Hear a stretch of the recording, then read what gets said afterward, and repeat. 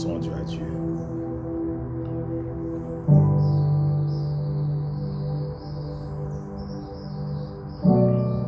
Merci Seigneur Jésus. Père, prends le contrôle de mes lèvres, prends le contrôle de ma bouche, et que tout ce qui sortira, Père éternel, soit poussé par ton esprit, Seigneur. Car je sais que tu veux parler, Seigneur, que tu as quelque chose à dire, Père éternel, mais je ne veux pas, Père éternel, parler par la chair. Mais je veux, Père éternel, que ce soit toi qui prennes tout le contrôle et que tu parles à ton peuple, Seigneur mon Dieu, mon roi. Alléluia. Remplis-moi de ton Esprit Saint, Seigneur Jésus, afin que, Père éternel, que ton peuple, que ceux qui écouteront ce message puissent être touchés et saisis, Seigneur mon Dieu, mon roi. Alléluia. Gloire te soit rendue, Père. Car il est temps que nous puissions être touchés par la vérité. Tu as dit dans ta parole, Seigneur, la vérité vous affranchira. Vous connaîtrez la vérité et la vérité vous libérera. La vérité. Vous savez que je n'aime pas faire ce que je fais. Je n'aime pas me mettre en avant. À chaque fois que je fais une vidéo, c'est que le Saint-Esprit me pousse. Et pour moi, c'est comme un sacrifice parce que j'aime mon Dieu. Et je suis obligé de le faire pour ne pas attrister le Saint-Esprit. Donc Dieu m'a mis à cœur un message pendant que j'étais en train de prier ce matin. Et j'avais les larmes. J'ai eu des larmes. Gloire soit rendue à Dieu. Et je bénis son Saint-Nom pour le message qu'il va délivrer à cet instant. Mais je tiens à bénir mes frères et mes sœurs qui écouteront ce message. Et le message que je vais délivrer par le Saint-Esprit, que le Saint-Esprit m'a poussé en fait de partager avec vous, c'est au sujet de la parole. Qu'est-ce que la parole de Dieu? Et est-ce que la parole de Dieu seule suffit? Oui, nous disons, médite la parole. C'est important de lire la Bible. Mais il y a une autre réalité, il y a une autre dimension. Et je suis obligé de la partager avec vous. C'est que la parole de Dieu seule ne suffit pas. Nous pourrons dire à des frères et des sœurs à plusieurs reprises, lis, médite la parole, mange-la. Mais s'il n'y a pas une recherche profonde de la vérité, une recherche profonde de qui est Dieu, de rechercher la face de Dieu, de connaître qui il est, d'être touché par Dieu, la parole sera vaine. Qu'est-ce que la parole de Dieu sans son esprit? Et qu'est-ce que l'esprit de Dieu sans la parole? Beaucoup, ce qui m'attriste, c'est de voir beaucoup de serviteurs de Dieu, beaucoup d'hommes et de femmes qui disent être remplis de l'esprit de Dieu et qui sont en désaccord avec la parole.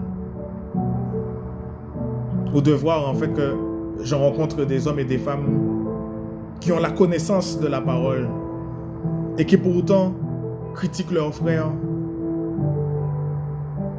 qui pourtant jugent leurs frères. Moi je dis que ils ont la connaissance, mais ils n'ont pas l'esprit de Dieu. Car nous ne pouvons pas critiquer nos frères, nous ne pouvons pas juger nos frères sans que l'esprit de Dieu puisse nous rappeler en dedans de nous que nous ne sommes pas en accord avec la parole de Dieu, que ce que nous faisons ce n'est pas bien. Je ne parlerai même pas de ceux qui ont des pratiques occultes. Combien lisent la parole et pourtant ont des actes malsains.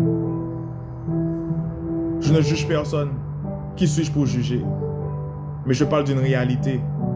Nous connaissons bien que des personnes arrivent à faire de la sorcellerie, ont des pratiques occultes et pourtant lisent la parole, la Bible. Donc est-ce que la Bible seule suffit? Non mes frères. C'est l'Esprit de Dieu qui se tient derrière sa parole, qui est tout. Et c'est pourquoi je veux encourager mes frères et mes sœurs qui lisent la parole, de ne pas seulement la lire, mais de rechercher Dieu derrière sa parole. Car nous pouvons lire la parole et ne pas être touchés. Il ne suffit pas seulement de lire la parole, mais il suffit de rechercher Dieu à travers la parole. 2 Thessaloniciens 2 au verset 10 à 12 nous dit, c'est parce qu'ils n'ont pas reçu l'amour de la vérité que moi, le Père, je leur envoie un esprit d'égarement, afin qu'ils ne crussent à la vérité, mais qu'ils croient au mensonge. Dieu lui-même envoie un esprit d'égarement, mes frères et sœurs, mes amis. Pourquoi? Parce qu'ils n'ont pas reçu l'amour de la vérité. Nous pouvons lire la parole et pourtant ne pas marcher dans la vérité. Oh Seigneur Jésus. Nous pouvons lire la parole et pourtant ne pas être dans la vérité. Il est temps que ça cesse. Il est temps vraiment que nous puissions être touchés par la vérité, rechercher la vérité. Trop de fois, j'ai échangé la parole, j'ai eu des discussions avec des frères et des sœurs et voir qu'ils n'étaient pas dans la vérité. Déjà par leurs actes. Qui se glorifiaient tous les jours, qui disaient être serviteurs de Dieu, qui disaient être remplis de l'Esprit de Dieu.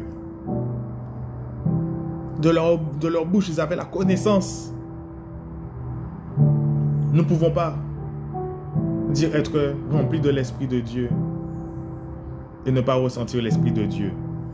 Nous ne pouvons pas dire connaître la parole et ne pas agir selon l'Esprit de Dieu. Ça me rappelle les scribes et les pharisiens qui avaient la connaissance et pourtant avaient un regard sévère. Ils avaient la connaissance de la parole mais ils n'avaient pas l'Esprit de Dieu. Oh Seigneur Jésus. 1 Corinthiens 8, versets 1 à 3 nous dit: Pour ce qui concerne les viandes sacrifiées aux idoles, nous savons que nous avons la connaissance. C'est un exemple. La connaissance enfle, mais la charité édifie. Si quelqu'un croit savoir quelque chose, il n'a pas encore connu comme il faut connaître. Mais si quelqu'un aime Dieu, celui-là est connu de Dieu. Alléluia. Encore l'amour. Mais si quelqu'un aime Dieu, celui-là est connu de Dieu. La connaissance enfle.